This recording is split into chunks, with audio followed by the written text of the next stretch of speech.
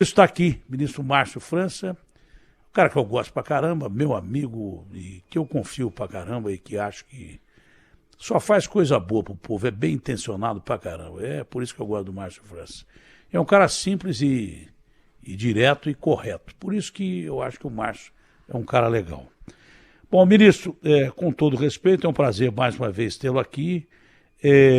A gente ia falar até em primeira mão, mas eu infelizmente passei muito mal esses dias. Não deu para trabalhar, eu estou com problemas físicos que às vezes me afastam do trabalho de forma integral. Né? Mas nós tivemos uma medida muito legal que eu gostaria que o senhor explicasse ao ouvinte, telespectador da Rede Bandeirantes de Rádio, sobre as passagens mais baratas. Parece que é um milagre isso. E a gente até desconfia de notícia tão boa, né? Passagem a R$ 200. O que é que foi feito com as companhias aéreas para que elas aceitassem isso? Porque tem realmente alguns trechos que você não entende. Às vezes você chega a pagar, dependendo da data, quase 6 mil conto para duas pessoas viajarem, praticamente 40 minutos, não dá nem isso, sobe e desce o avião para Florianópolis. Com esse dinheiro você viaja a Europa inteira. Enfim, como é que o senhor fez esse acordo? Como é que vai funcionar? Quem vai ser beneficiado e a partir de quando, ministro? Bom dia, prazerão ver o senhor. Legal, bom dia, Datena. Fiquei contente de ver que você voltou aí. Cada vez que o Datena não aparece aqui com o Agostinho, embora o Agostinho seja muito competente também para substituí-lo, mas as pessoas logo falam, o Datena não está bem, o Datena não está bem. Eu digo, mas ele é resistente, né? Ele vai e volta e está aí hoje de novo. E enquanto Deus permitir, está por aí. Olha, Datena, o que acontece é o seguinte, no ano passado, nós voltamos a voar no Brasil inteiro com 90 milhões de passagens vendidas. É uma grande aviação mundial. O Brasil, país muito grande, né? E, ao mesmo tempo, é uma aviação eficiente do ponto de vista de segurança, é eficiente do ponto de vista até de poucos atrasos. Esse ano, duas companhias brasileiras, a Azul e a TAM, estiveram entre as 4 melhores companhias do mundo em pontualidade. Então, é um bom número.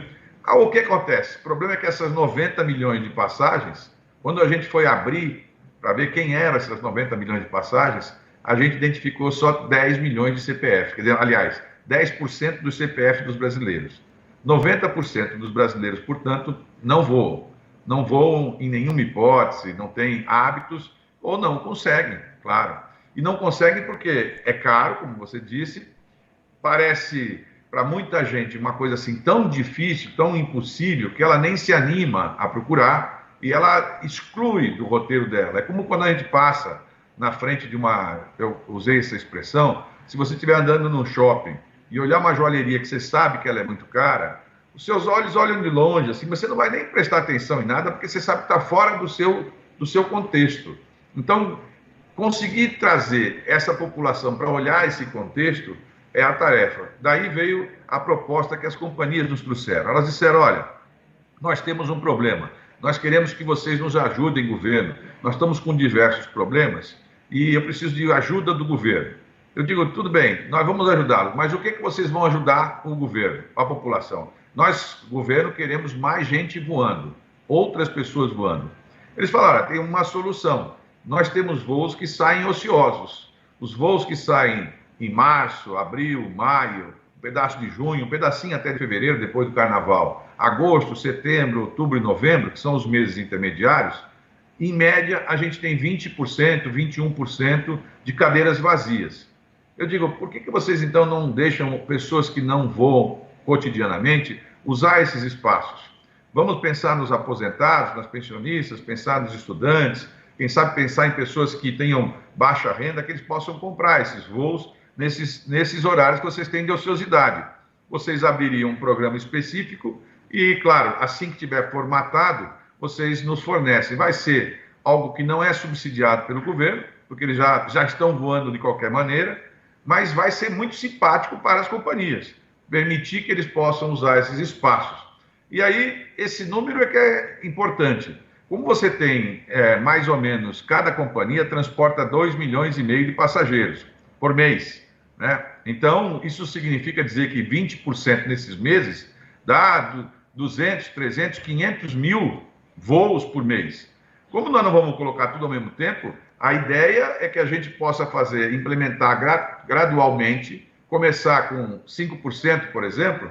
Então, começar no segundo semestre, talvez com 5%. Aí, 5%, nós vamos sentir como é que reage todo o mercado. Porque aí a pessoa está voando pela primeira vez ou pela segunda vez, faz mais de 2 anos que não voa, ela vai poder começar a voar e ela vai se animar, vai quebrar aquele paradigma de que ela também consegue voar. E aí, naturalmente, surgem outras sugestões. A ministra do Turismo, por exemplo, falou, olha, eu posso também agregar isso à história dos hotéis. O prefeito de São Sebastião, por exemplo, aí em São Paulo, disse, olha, se você começar esse programa em agosto, eu gostaria de oferecer ônibus da prefeitura para pegar pessoas lá de Congonhas ou de Guarulhos e levar para a minha rede hoteleira, eu conseguiria um desconto bem alto e eu levo de graça no ônibus da prefeitura, porque nós estamos com um problema depois daquele desastre de recuperar gente nas nossas pousadas e restaurantes. E aí você cria um programa que, dentro dessa lógica, as pessoas vão poder se utilizar pela primeira vez e conhecer lugares. Uma pessoa que nunca voou, um casal de aposentados, vai ver o seu neto, enfim, a concepção é essa. Vai ser um total a gente estimou R$800, porque a pessoa não vai poder comprar quantos bilhetes ela quiser. Ela só pode comprar cada pessoa 4 bilhetes, quer dizer, ela vai e volta, ela e a esposa, por exemplo, ou ele é a esposa, ou ele e um neto. Então ele compra 4 bilhetes a R$200, vai dar R$800. A gente fez o cálculo, se a Caixa Econômica ou o Banco do Brasil entrarem na parceria, ou até os bancos privados, vai dar 12 prestações de R$72, para o sujeito voar para qualquer lugar do Brasil. E aí é claro que você movimenta uma máquina importante que traz pessoas, traz gente e permite as pessoas sonharem, o que é muito importante. E não tem nenhuma coisa a não ser a engenharia da política e a maneira de comunicar, né, Datena? Porque a comunicação é muito... quando eles falam sobre isso, eu depois tive a curiosidade de ver que se você procurar e tiver paciência, você encontra passagem a R$200. Ontem mesmo, eu acho que a TAM anunciou já passagens a R$100 e poucos. Mas o problema é a confusão para você encontrar essa passagem.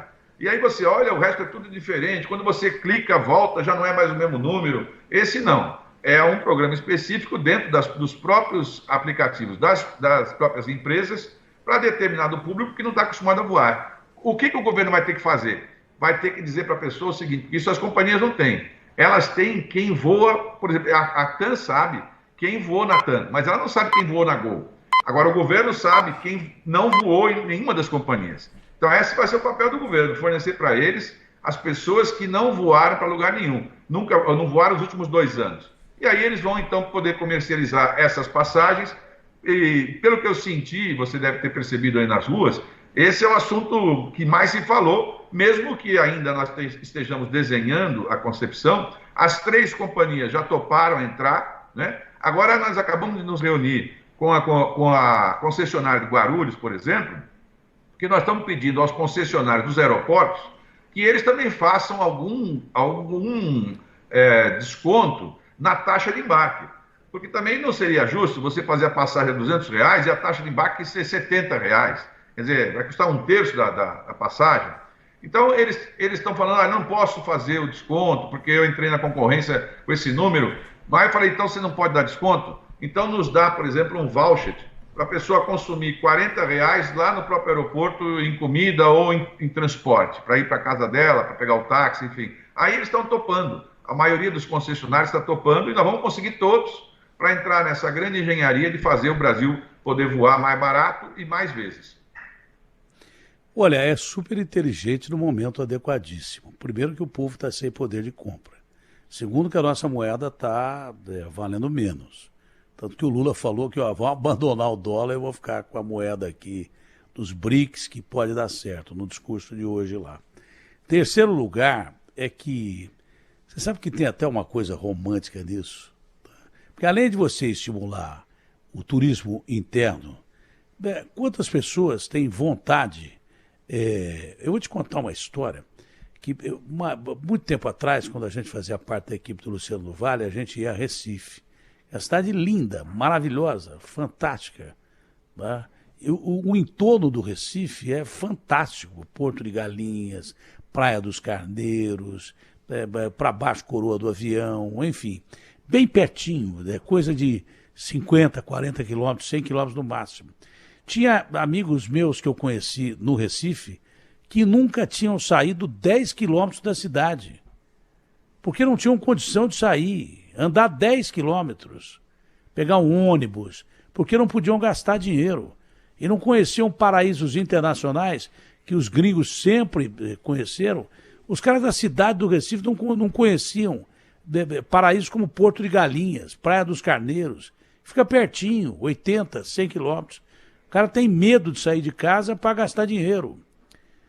Eu mesmo vou te contar uma coisa. Essa história que você falou do entrar no shopping, eu me lembro da época da dureza quase que absoluta da minha vida.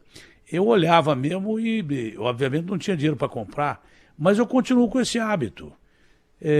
Mesmo tendo condição de comprar alguma coisa hoje, eu não compro determinadas coisas que eu acho que é um absurdo você pagar 500 mil conto num relógio, 200 mil conto num relógio.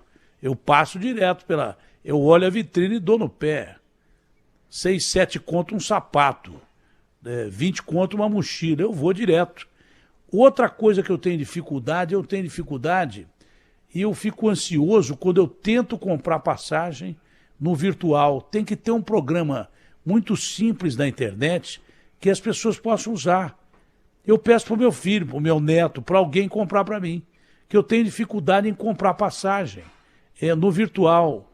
Essa história que você falou de simplificar a forma de você comprar passagem na internet, ela é fundamental. Eu tenho medo de entrar na internet, fazer uma compra e fazer bobagem, porque eu não sei mexer com a internet.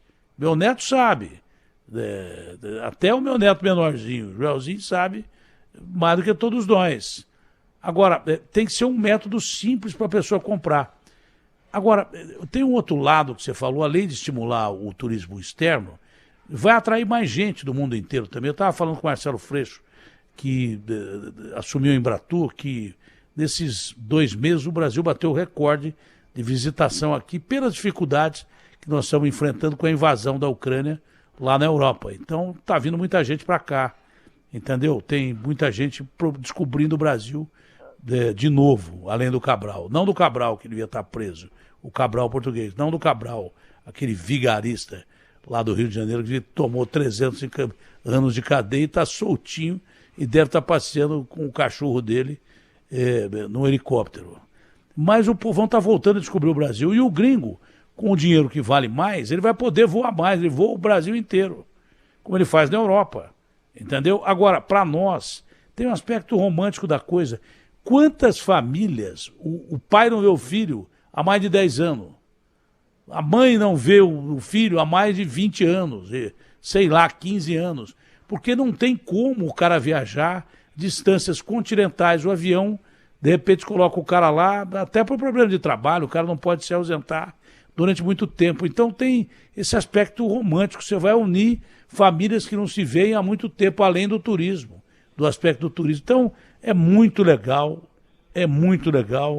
Tomara que dê excepcionalmente certo, porque também você colocou o ovo em pé, né? Disse para a companhia, se você não usa, por que não vender mais barato e usar? Melhor do que zero é qualquer coisa acima de zero. E eu tenho certeza que as companhias vão ter o discernimento de tratar todos de uma maneira igualitária, não tenho dúvida nenhuma. Sendo passageiro da companhia, porque o governo deve exigir isso, né? O governo deve, olha, todo mundo, não é porque o cara vai voar mais barato que ele vai ter que ir na asa do avião, pelo contrário. Então eu acho que é um programa super, hiper social, de integração até de famílias que não se veem há muito tempo e do que precisa de estímulo do turismo nacional que quebrou com a pandemia. Como muitos quebraram fora do país, o nosso turismo nacional é o país mais lindo do mundo. Tem lugar que você vê que você não conhece. Acho que o governo devia usar mais, além de rede social, programas de televisão que estimulam viagens. Eu fiz um programa Coração do Brasil, que eu que tinha viajado o Brasil inteiro, mas viajava correndo, tinha que descer uma cidade, ir para outra e depois voltar rapidamente, não conhecia nada. Eu descobri, fazendo um programa chamado Coração do Brasil, cidades maravilhosas e pousadas e hotéis que eu nunca tinha visto na minha vida, ô Márcio. Quer dizer, eu acho que a gente tem que estimular cada vez mais o turismo nacional, porque o Brasil, eu já falei, vou fazer uma viagem agora, principalmente nesse momento, uma passagem para Orlando chega a custar entre 40 e 90 mil reais em classe executiva. Quem tem condição de comprar, compra porque não, ou é velho demais, não pode ficar com a perna encolhida e daí por diante. Mas 40 a 90 mil reais, dependendo do dia. De um dia para o outro vai de 25 para 40 mil. Então tá impossível o cara viajar para fora do país, a não ser que o cara tenha grana. Então por que não estimular o turismo nacional, que o Brasil é lindo?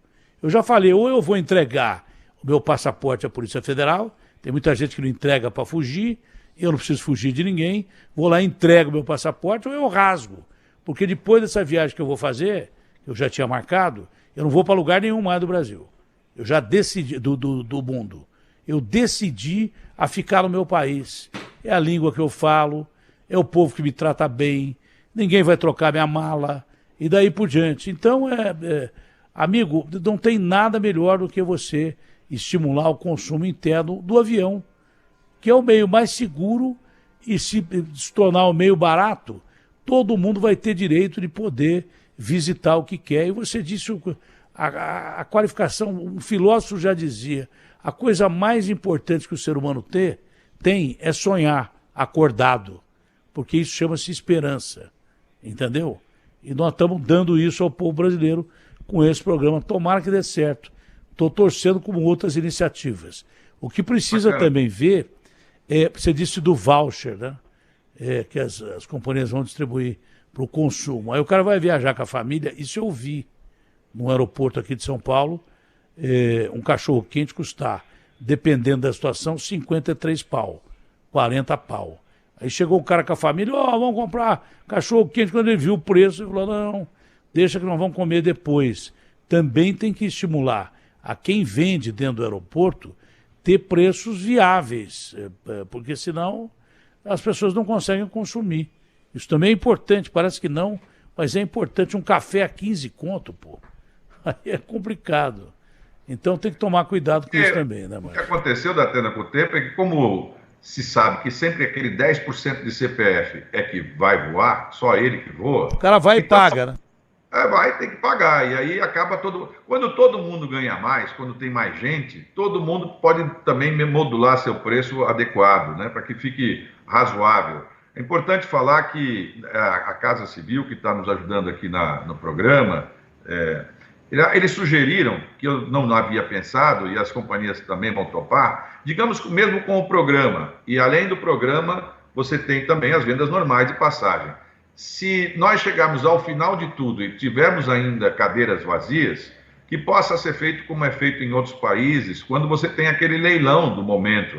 Porque as pessoas que têm oportunidade, por exemplo, eu sou um jovem, eu sei que vai ter voo todo dia São Paulo, Rio, eu vou lá, se tiver uma cadeira vazia, pode eventualmente criarem esse formato de leilão, quem tiver lá dá o preço e aí você vai também embarcar. O objetivo é preencher esses lugares, né, Datena? Porque aí nós vamos ter mais aviação, mais aeroportos, mais voos e mais aviões e, claro, a economia volta a girar. Nós temos que fazer a economia voltar a girar, o país está voltando, né? A gente insistiu muito nisso, os programas tradicionais já começaram a girar e muitos recursos chegaram em todos os lugares. Eu estava aqui com o número de São Paulo, na capital de São Paulo, Datena, onde você vai ter um papel importante aí para frente. Você sabe, nós na capital de São Paulo já foram 1,7 bilhões, né, para 2,5 milhões de famílias, só na história do aumento do Bolsa Família, só no Bolsa Família. Olha, com esse valor, eu já cruzei aqui em Brasília gente do Bolsa Família que me falou, olha, agora eu vou pensar até ir para o meu estado de avião, porque eu fiz a conta, R$30 por mês eu consigo, 40 eu consigo. Todo mundo passou a achar que é possível, o que dá essa esperança e animação de volta. Bom, Márcio, o caso, claro, que ficou conhecido aí no mundo inteiro das duas brasileiras, que apesar de provas evidenciais fornecidas pela Polícia Federal, ficaram presas da Alemanha há mais de um mês, por causa de mala trocada, né? É um caso também que é muito complicado. É extremamente complicado, que indica que o crime organizado, que já está em todo lugar, está até elegendo pessoas para cargo importante, não estaria dentro dos aeroportos. Tinha gente recebendo 20 mil contos por mala para trocar a etiqueta, entendeu? Agora, o cara tem a preocupação de viajar e não chegar num outro país como traficante. Já há uma xenofobia enorme em relação a brasileiros. A gente tem que mudar o jeito que a gente recebe os gringos? Não. A gente tem que continuar recebendo bem. O nosso país é formado de uma miscigenação de raças, que é uma mistura de raças que deu certo. A gente tem que dar o exemplo bom, a gente não tem que... mas eles dificultam para a gente, vamos dificultar para eles. Não, é um tiro no pé, isso está errado. É ruim você seguir o exemplo errado. Você estando do lado do bem, você sempre vai estar bem. Pode ter certeza. Quem está do lado do mal, um dia vai estar mal. Pode se dar bem a vida inteira, mas um dia vai se dar muito mal. Então, para melhorar essa segurança, porque é impossível. O cara vai viajar, não sabe. Você já é mal recebido. É por isso que eu disse que eu não quero mais viajar para fora do Brasil. Até que nos Estados Unidos o cara te recebe de uma maneira. Você tem dólar para gastar lá, ele não interessa se você tem muito ou se você tem pouco. Você tendo dólar é a língua oficial do americano. Então ele te trata na medida certa. Ele não trata nem muito bem, nem muito mal. Te trata na medida certa, que para mim já está bom. Agora tem país que você vai, da Europa, eu viajo há muito tempo, que você fala que é brasileiro, o cara é ladrão, traficante, vagabundo, que não faz nada, que o seu país é corrupto. Isso aí, nós temos que mudar, sabe, esse status quo também. E sobre a ação, né, da Polícia Federal nos aeroportos para tentar impedir, acabar com isso aí eu acho difícil, mas tentar impedir que o cara saia daqui, tenha a mala trocada e seja preso um mês ou dois, ou uma semana, ou um dia no aeroporto do mundo. Nós temos conversado com as autoridades aqui federais, né? E surgiu também, por sugestão até do próprio Ministério da Justiça, lá com o Flávio Dino, enfim, a possibilidade de nós fazermos pelos aeroportos a fotografar mala por mala, quando a pessoa vai embarcar, a mala que ela está mandando a mala junto lá, ser fotografada e a pessoa já receber por zap, pela própria companhia de volta, como foi a mala dela, para ela poder checar lá na ponta. Quando chegar, olha, a minha mala que eu embarquei foi essa. Eu tenho essa etiqueta aqui e a mala foi essa. Porque nesse caso que você viu aí, inclusive trocaram a mala, né? Trocaram a mala. Para a pessoa ter mais uma garantia. Mas isso ser feito pelas próprias companhias. As companhias aonde tiver voo internacional em especial, que é onde mais acontece, você tem a fotografia na hora do embarque.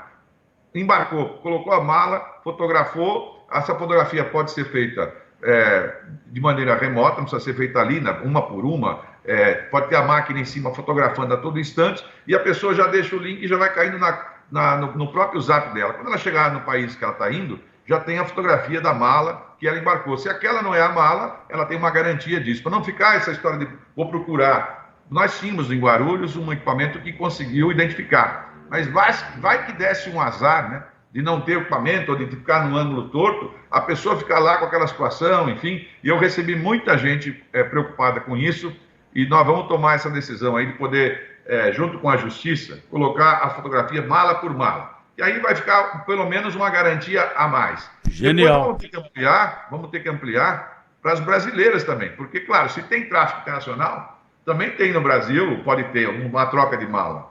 Nós só estamos vendo agora o caso internacional, mas é claro que deve ter também no nacional. Isso não é um equipamento que custa tão caro que possa ser fotografado mala por mala e remeter para o próprio usuário. O que os caras estão fazendo é tirar a foto da mala aqui e mandando para alguém lá. Ó, minha mala é essa daqui. Então, se der chabu quando você chega lá, pelo menos até que esse sistema que é inteligente, é execuível, né? Hoje, por que você acha que a distância entre o finger, que é onde você desembarca no avião, e até você chegar para pegar a mala, que as distâncias são quilométricas? Você fala, pô, andei mais a pé do que de avião. Porque foram colocadas câmeras que identificam pessoas que têm problemas, desde terroristas até pessoas procuradas. Então, por isso você anda para caramba dentro do aeroporto. Tem câmera que tem reconhecimento facial. Então, tem impressão que, aliado a essas câmeras, dá para você usar a tecnologia. para evitar que o cara chegue com a mala errada. Mas, por enquanto, é bom você fotografar a mala e mandar para alguém que a sua mala é essa mala e pronto, acabou. Chegando lá, se for outra mala, você já mostra pro cara, ó. A mala que eu embarquei é essa daqui. Mas se puder ser feito isso de forma inteligente nos aeroportos, vai ser excepcional, que dá muita segurança. Márcio, sem ocupar muito seu tempo, o governador Tarcísio pode ser o maior governador de São Paulo se todas as privatizações que ele quer fazer derem certo. Mas se der errado, ele vai se complicar. Transporte sobre trilhos, eu já conversei com ele, tive até uma discussão rápida. Falei, o Tarcísio, não adianta nada você privatizar se o trem não anda. O trem tem que andar. Se o cara quiser privatizar e exigir que o Estado vai lá, troque o trilho, troque o trem, aí eu vou abrir uma companhia com o Agostinho, vamos lá e vamos privatizar. Quem privatizar tem que melhorar, né, a situação para poder melhorar o serviço ao povo, baratear custo e daí por diante. Agora, em relação à privatização do Porto de Santos, o governador de São Paulo continua insistindo em privatizar o Porto de Santos. Você acha isso exequível e acha que é possível privatizar o Porto de Santos ou não? Terá um governador eleito, como ele foi legitimamente, tem que ser respeitada a opinião dele. Ele passou por esse ministério aqui, estudou o assunto, mas ele tem uma visão diferente da nossa, né? E essa visão, do ponto de vista eleitoral, ela já foi resolvida na eleição. O povo votou no presidente Lula e, portanto, na visão do presidente Lula, em sua maioria. A gente, diferente de muitos deles, a gente respeita a pessoa que pensa diferente. Mas é claro que nós somos eleitos para poder fazer a nossa visão. E na nossa visão, um porto, ele é muito estratégico. Datena, vamos calcular o seguinte. São Paulo é o estado maior produtor de laranja do mundo. Nós produzimos aí em São Paulo, de cada 10 copos de suco de laranja do mundo que você olhar, 6 são feitos em São Paulo. Agora, toda a nossa produção de laranja, ela vai para Santos. E depois, para ser exportada, vai num suco que já tem toda a tubulação montada, enfim. Digamos que quem compre o porto, se fosse vendido o CNPJ do porto, chegasse lá uma companhia que é, por exemplo, uma estatal de outro país, que é o nosso concorrente em laranja. E aí a companhia dissesse, olha, eu não tenho interesse mais em laranja aqui em Santos. Se virem aí, vão colocar essa laranja em outro lugar. Vai quebrar todo o nosso sistema paulista, por exemplo, de laranja. Todo esse sistema que nós criamos ao longo de 30 anos, 40, pode ser quebrado numa decisão, porque o privado não tem obrigação. O privado fala, olha, o que dá mais lucro para mim, acabei de me reunir com as pessoas que são dirigentes do Porto do Rio Grande, no Rio Grande do Sul. Eles estavam me contando que, por exemplo, tinha lá o arroz produzido no Rio Grande, estava nos silos de muitos anos. E ele não é uma mercadoria que agregue valor para o porto. Então havia uma pressão muito grande para tirar o arroz e colocar mais soja. Mas acontece que aí os produtores de arroz, que são poucos e não tem tanta força quanto a soja, falaram, se vocês tirarem daqui, nós vamos dizimar a nossa lavoura todinha de arroz, não vai ter mais arroz, porque é impossível. Ou seja, isso é uma estratégia do país, não pode ser de um privado, entendeu? Porque não é por mal, mas o raciocínio do privado é o raciocínio que ele fala, olha, o que me interessa mais é isso. Eu dei um exemplo agora recente, Datena, você viu o desastre de São Sebastião. No desastre de São Sebastião, nós recebemos lá no Porto de São Sebastião muito combustível, porque o porto tem águas profundas. Recebemos muito combustível e esse combustível vai por tubulação até Cubatão.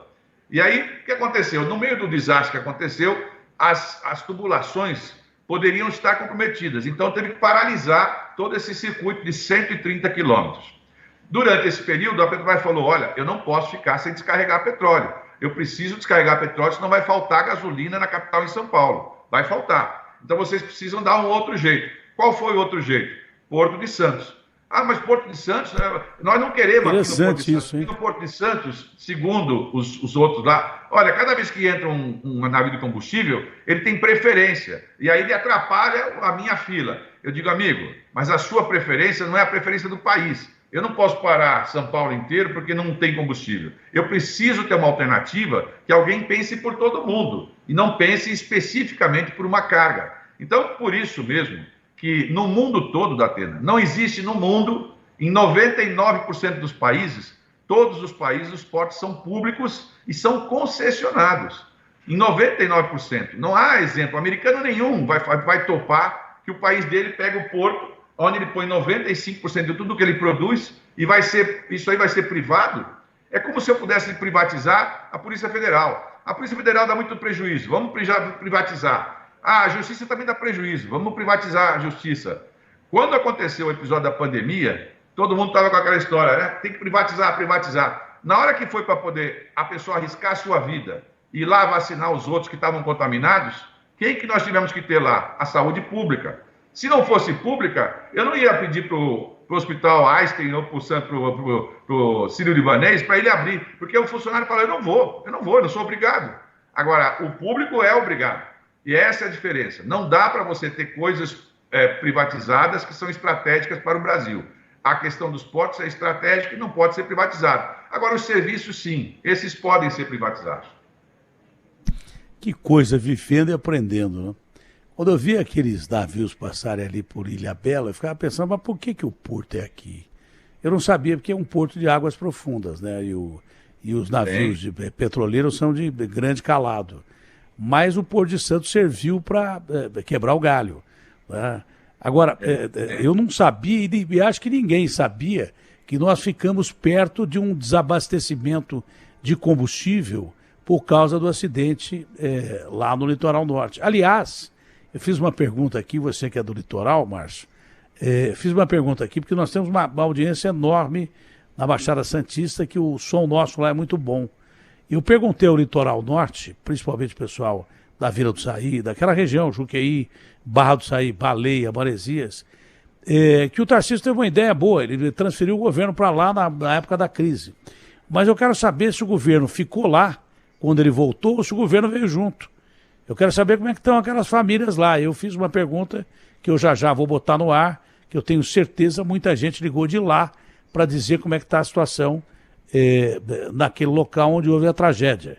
Se o governo continua assistindo as pessoas e daí por diante. Quanto à questão dos portos, pelo que eu entendi, é uma questão de segurança econômica, mais do que uma questão de segurança econômica, é uma questão de segurança nacional. Questão de segurança nacional. Como eu falo sobre a Petrobras, eu acho um absurdo a Petrobras ter capital aberto na Bolsa. O governo deveria, segundo regra do mercado, quando tiver a possibilidade, recomprar as ações e reestatizar a Petrobras, para não ficar essa bagunça de que nós temos que pagar para acionista da Petrobras, com o petróleo lá em cima é questão de segurança nacional. A gente já vende petróleo barato pra caramba e compra derivados de petróleo, combustíveis e derivados de petróleo muito caro. Não fica um tostão desse dinheiro aqui, porque podia ter essas refinarias aqui funcionando bem, são 14 e muito mal cuidadas pela Petrobras, outras refinarias grandes, firmas, fábricas, grandes conglomerados para produzir derivados de petróleo, transformar isso em manufatura e não só ficar na época da colônia vendendo commodity, que é o que a gente mais faz. Não que isso não seja bom, mas também não pode ser uma única coisa. Por isso que a gente morre de fome no país que mais produz comida do mundo, ou no terceiro país que mais produz comida do mundo. Porque a gente exporta tudo, não tem uma fábrica aqui, não tem algo aqui que dê emprego ao brasileiro que tenha poder de compra da comida que sai daqui. O cara precisa ter trabalho para comprar comida. E nós não fazemos nada disso. A gente exporta tudo em commodity, é só matéria in natura, soja, arroz, feijão, o que tiver, nós exportamos tudo em commodity, não dá um emprego aqui para ninguém, isso aí tem que mudar. Eu não tinha pensado nessa questão estratégica, principalmente dos portos. É uma questão de segurança econômica e nacional. Até o governo anterior conseguiu vender um porto. Um porto eles conseguiram correr e venderam lá o Porto de Vitória, no Espírito Santo. Eu até fui lá ver. Os profissionais são bons profissionais. Mas, há um mês atrás, eles anunciaram um aumento de 1.080% nas taxas. Eles privatizaram, aumentaram 1.080%. Não é privado, ele faz como ele quiser.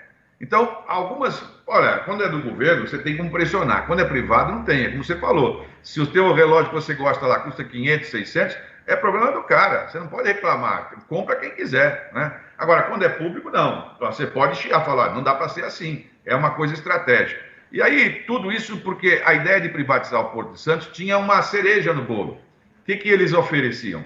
Se privatizar o Porto de Santos, Aí daqui a 7 anos, começo a construção do túnel Santos-Guarujá. Meu Deus do céu, eu vou ter que vender o paciente para poder dar o remédio. Quer dizer, o governo federal tem que fazer esse túnel. Nós temos que começar esse túnel esse ano, no máximo ano que vem, colocar no PAC aqui e fazer o túnel. É uma obra que é possível ser feita, melhora muito, facilita a vida das pessoas. Tem o dinheiro está depositado na conta da Companhia Docas de Santos. É incrível. Quer dizer, nós não vamos fazer o túnel, vamos ter que vender o porto todo com o dinheiro dentro, para que daqui a 7 anos alguém faça o túnel. De jeito nenhum. Aí a presidente Lula quer que a gente possa fazer a nossa parte, a gente respeita quem fez assim, os contratos que foram feitos nós vamos respeitar, nós vamos fiscalizar, né? Vamos ser duros na fiscalização para não ter frouxidão, porque depois que vende, fala, não, agora é privado, não é verdade. É privado, mas a responsabilidade é nossa. Quantas estradas, quantos portos nós temos problema aí e foram privatizados, quantos aeroportos, e você vai, o aeroporto não está funcionando bem, o problema é do governo, não é da empresa não, o problema é do governo, porque o contribuinte está pagando lá a taxa, ele vai reclamar do Lula, vai reclamar do Márcio França, não vai reclamar da empresa que está concessionada lá, que ele nem sabe quem é a empresa. Ele sabe que ele pagou uma taxa, ele tem direito, ele tem que ser bem feito o serviço. É isso aí, Datena. Muito obrigado aí pela oportunidade. Só para encerrar aqui, ó, linha 8 Diamante do metrô, que é privatizada, parou de novo. Quando não para, aqui é CPTM, quando não para o metrô, para o trem da CPTM. O metrô que era uma referência de bom serviço. E é privatizado. Essas linhas são problemáticas. Não ofereceram nada de bom ao consumidor. Eu disse ao Tarcísio, eu faço um acordo contigo. Eu paro de meter o pau dessas companhias, ou nessa companhia, que privatiza quase tudo. Não sabia, privatizou, acho que até o aeroporto, não sei se serviço ou não, do Maranhão, que outro dia eu vi que a mesma companhia que explora estrada aqui, explora o aeroporto, acho que no Maranhão, porque deu problema lá. E é a mesma história com trem e metrô. Falta de energia elétrica por causa de chuva. Aqui cai um raio para trem na hora. Nunca vi isso. Parece que trem não é impermeável. O sistema não é impermeável. Acho que a mesma companhia que explora estrada aqui também tem direito à exploração ao aeroporto do Maranhão. Eu li essa notícia, fiquei até surpreso, não sabia que era. Mas não adianta nada você privatizar e não funcionar o sistema. Eu falei para ele, se em 6 meses você não resolver essa situação, 7 meses, eu vou ter que voltar à minha postura. Eu até dou uma liberdade a você de falar comigo sobre isso, que você quer o bem de São Paulo. Eu tenho certeza que você quer o bem de São Paulo. Mas não durou muito tempo, ele se reuniu com o Sarrubo e foram perguntar para essa companhia se os trens iam continuar parando ou não. Que é o mínimo que você pode fazer. Privatizar o que você pode privatizar, porque não adianta nada, viu, Márcio? Só para encerrar, eu sei que você está apurado, não adianta nada você dizer que vai privatizar porque o sistema é corrupto, porque o serviço público é corrupto. Melhor você combater a corrupção. Se a empresa é rentável, coloca bandido para fora e deixa a empresa estatal. Que nem aqui, o exemplo aqui é de roubo de fio de cobre. Então é por isso os semáforos ficam prejudicados, radar nunca. Mas sabe o que eles fizeram? Ao invés de eles botarem mais segurança para impedir que as quadrilhas roubem cobre, fio de cobre, eles aumentaram o tamanho do poste. Olha que loucura. É cada ideia que eu não sei de onde vem isso. Se você permite, tem uma coisa que é importante, que eu acho que a imprensa divulga pouco, mas eu sei que você tem coragem para fazer essa divulgação. A gente usa a expressão privatizar, dá a impressão que nós estamos vendendo para um privado. Muitas vezes nós não estamos vendendo para um privado, nós estamos vendendo para outras estatais de outros países. No caso dos aeroportos brasileiros, eles foram vendidos em sua grande maioria para as estatais dos outros países que vieram tomar conta dos nossos aeroportos. Então nós... CCR é uma empresa de capital americano. Isso. Por exemplo, quem comprou Congonhas, a empresa que comprou Congonhas, é uma empresa espanhola e que é exatamente como se fosse a Infraero espanhola, a minha empresa pública, que tem know-how e expertise em fazer essa gestão. Mas não é verdade que é privatizado. A expressão certa seria desnacionalizado. porque no fundo o eventual lucro vai para os outros países, não vai para um privado, né? Vai para os outros países que são os donos da empresa. Então, essa nossa sensação de que tudo que é brasileiro não é bem feito, por que nós não podemos fazer as nossas empresas também irem para os outros países e competir nos outros países e fazer a coisa funcionar e dar certo? Em vez de a gente arrumar o problema, a gente fala, nós somos incompetentes mesmo. Naquele velho complexo que existe de falar, o brasileiro não tem jeito mesmo, é melhor a gente vender tudo, então vou entregar a chave lá para outro país e falar, toma conta da gente aí, né? Quer dizer, não dá para ser assim. Nós podemos fazer isso, privatizar é importante e tem que fiscalizar. Nós temos boas concessões, tem bons aeroportos que foram feitos, tem bons portos concessionados, portos não terminais, como também tem estradas. Mas nós estamos com problema de estrada. Todo mundo sabe que o problema das estradas, muitos problemas, empresas que querem devolver a concessão, que deram preços absurdos, depois não conseguem pagar, problemas de diversas maneiras que fizeram. Então não é verdade que por ser público não presta e que por ser privado presta. Nós temos várias empresas que você está acompanhando aí, até essas auditadas, famosas, empresas multinacionais, e quando você vai ver, por baixo do pano, tem lá uma confusão, explode tudo, e aí cadê? Onde é que estava? Não tinha um mercado para tomar conta desse assunto aí? Né? Não tinha auditores para ver? Então não é verdade. Nós temos que fazer o país voltar a acreditar nele, nas autoridades que foram eleitas, e a cada eleição, cada um que escolha a sua tendência. É isso. Bom, conversa boa, a gente tem que ver passar o tempo. Desculpe tomar o seu tempo demais, foi um prazer falar com você, abraço grande. E aqui a casa é sua. Tá bom, Márcio? Um abraço. Valeu, Datena. Saúde. Com Deus e saúde.